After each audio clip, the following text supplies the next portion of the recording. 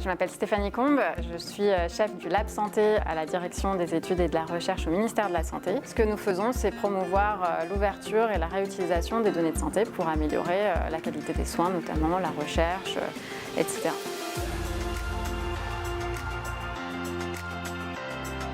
Au ministère de la Santé, on s'intéresse beaucoup au système national des données de santé, qui est cette base qui regroupe toutes les feuilles de soins des Français, et donc qui permet d'avoir une vision globale sur les parcours de soins avec tous les actes médicaux, les médicaments consommés, et qui est donc un outil très intéressant pour nous pour construire des indicateurs, pour mieux piloter le système de santé par les données. La difficulté, c'est que c'est une base qui n'a pas été conçue à des fins de recherche, elle est mal documentée, elle est très volumineuse, donc on avait besoin d'expertise nouvelle, rare, qui n'était pas disponible au moment où on a voulu lancer ces travaux il y a 2 ans.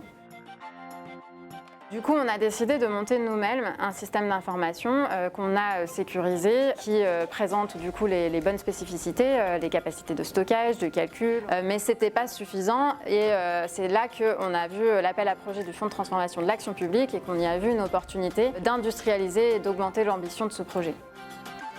Après avoir été sélectionné par le Fonds de transformation de l'action publique, notre objectif c'était d'échanger avec un maximum des acteurs pour voir si notre vision des besoins était correcte. On a travaillé sur une évolution législative en début d'année et on a fait un appel à projet pour sélectionner 10 projets pilotes. Et maintenant, on est en train de mettre en place cette structure de manière officielle. Elle sera donc en capacité d'opérer sa plateforme technologique, d'être testée par nos projets pilotes avant d'ouvrir ses services au plus grand nombre, probablement mi-2020.